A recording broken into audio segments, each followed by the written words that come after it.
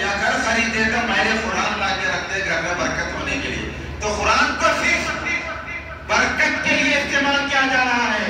برکت کے لیے ضرور استعمال کریں، لیکن اس کے ساتھ ساتھ ہدایت پانے کے لیے، سمجھنے کے لیے، زندگیوں کو سنوارنے کے لیے، اچھے اور برے کی تمیز کو سیکھنے کے لیے، انسانیت کا درس قرآن سے ملے گا.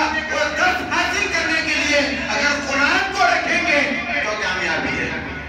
صرف دوستان میں لپٹ کے رکھ دیے برکت کے لیے وہ تو کچھ بھی برکت نہیں ملتی. برکت اس کو ملتی جو زیادہ پڑھیں گے نہیں قرآن کو، خالی برکت حاصل ہونا اور کچھ بھی حاصل نہیں ہوتی. تو کثرت سے پڑھنا چاہیے، کم سے کم روزانہ ایک رکوع گھر میں قرآن کی تلاوت ضروری ہے. اس سے کیا ہوتا؟ گھروں میں برکت ہوتی، رحمتوں کا نزول ہوتا، اللہ کی نورانی مخلوق ملائکہ کا نزول ہوتا. ملائکہ اس گھر میں آ جاتے جہاں قرآن کی تلاوت ہوتی ہے، برکتیں نازل کر کے جاتے ہیں، رحمتیں برسا کے جاتے ہیں. تو قرآن کی تلاوت ہونے سے گھر میں آفات و بلایات نہیں آتے، مصیبتیں نہیں آتے، پریشانیاں نہیں آتے، جادو ٹونا ملامت کا اثر ختم ہو جاتا قرآن پڑھنے سے. اب آج کل جتنے پریشانیاں آ رہی، مصیبتیں آ رہی، اس کی وجہ یہ ہے ہم نے قرآن کو چھوڑ دیا.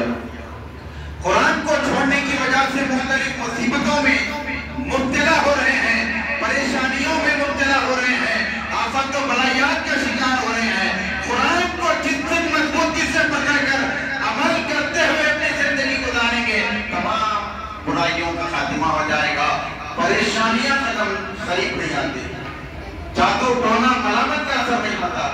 جا کے ان کو بولنے کی ضرورت نہیں پڑتی، بابا جادو ہو گیا، بچے بہت ستا رہے، بہو بہت ستا رہی، داماد بہت ستا رہے، بیوی بات نہیں سن رہی، شوہر بات نہیں سن رہے، ایک تعویذ دے دو، ناریل دے دو، بولنے کی ضرورت نہیں پڑتی. قرآن اگر پڑھیں گے، قرآن کی تلاوت کریں گے، ان تمام چیزوں کا خاتمہ مضبوط ہو جائے گا. یہ قرآن میں تاثیر ہے، تلاوت قرآن کی برکت ہے. قرآن کی تلاوت کریں گے تو تمام بلایات دور ہو جاتی، بلا قریب نہیں آتی. اب دیکھیے ایک آدمی ہے، کیونکہ ابھی خطیب صاحب کا انتظار ہے، اسی لیے تھوڑی فضیلت پہ بیان کرو قرآن کی، جب تک خطیب صاحب بھی آ جاتے ہیں. ایک آدمی اگر کوئی بڑے پہلوان کے ساتھ اٹھتا بیٹھتا رہتا ہے، ایک پہلوان کا دوست ہے، پہلوان کے ساتھ اس کا اٹھنا بیٹھنا ہے، یا کوئی پولیس کے بڑے آفیسر سے اسی دوستانہ ہے، پولیس کے ساتھ اٹھنا بیٹھنا اگر کسی کا ہے تو دوسرے لوگ اس کو دیکھ کے ڈرتے. کیوں ڈرتے؟ اگر ہم اس سے پنگا لیں گے تو پھر اس کے پولیس سے اثر و رسوخ زیادہ ہے، پولیس والوں کے قریب رہتا، کچھ بھی ہم کو نقصان کر دے گا، کیسوں میں پھنسا دے گا، ڈرتے سے. حالانکہ انہیں پولیس والا نہیں ہے، لیکن پولیس والے سے دوستی ہے تو اس سے ڈرتے لوگ. ایک پہلوان کے ساتھ رہتا کوئی، وہ اس سے اگر ہم جھگڑا کریں گے، لڑیں گے تو پھر فلاں پہلوان اس کے ساتھ رہتا، وہ پہلوان آ کے پھر ہماری اینٹ سے اینٹ بجا دے گا، یہ ڈر بیٹھا ہوا رہتا. اسی طرح جو اللہ کا بندہ اللہ والوں کے ساتھ رہے گا، اللہ والوں کی صحبت میں رہے گا، بزرگان دین کے فیض و برکات حاصل کرنے کے لیے ان کے آستانوں پر جائے گا، ان کی درگاہوں پر جائے گا، علماء کے ساتھ رہے گا، محدثین کے ساتھ رہے گا، فقہاء کے ساتھ رہے گا، حافظ قرآن کے ساتھ رہے گا، تو آفات و بلایات قریب نہیں آتے. ہو کیسے؟ ایک پہلوان کے ساتھ رہے تو عام آدمی بولتا ہے یہ پہلوان کے ساتھ رہتا، اس سے پنگا نہیں لے سکتے. ویسے اگر کوئی اچھے انسان کے ساتھ رہے گا، عالم دین کے ساتھ رہے گا، حافظ قرآن کے ساتھ رہے گا، ولی کامل کی صحبت میں رہے گا، آستانوں پر جاتے آتے رہے گا، اللہ والوں سے اس کا کانٹیکٹ رہے گا، تعلق رہے گا، محبت رہے گی، آنا جانا رہے گا، رابطہ رہے گا.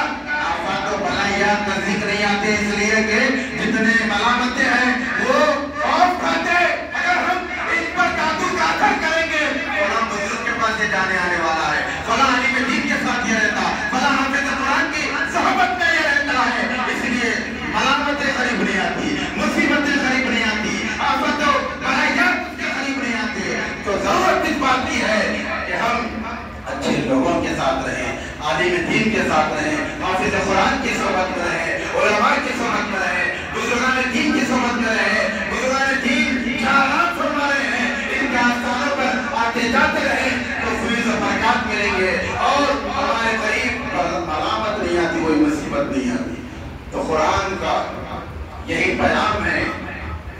کہ قرآن کو اپنے لیے زندگی میں مشعل راہ بنانے کے لیے، زندگی اچھی گزارنے کے لیے سمجھ کر پڑھنا چاہیے، اور قرآن کو کم سے کم ایک رکوع پڑھنے سے گھر میں بہت برکتیں ہوتی ہیں۔ اور یہ روایت ہے کہ جس گھر میں قرآن نہیں پڑھا جاتا اس گھر کے متعلق کہا گیا ہے کہ گھر نہیں بلکہ قبرستان ہے۔ اب قبرستان میں کیا ہوتا، مڑتے رہتے ہیں سب، نیند کی آغوش میں رہتے ہیں، آغوش ایسی آغوش ہے کہ اٹھ نہیں سکتے، نہ کسی سے بات کر سکتے، نہ کسی سے کچھ کہہ سکتے، نہ ان کی آواز کوئی سن سکتا۔ تو جس گھر میں قرآن کی تلاوت نہیں ہوتی وہ گھر نہیں بلکہ قبرستان ہے کہا گیا۔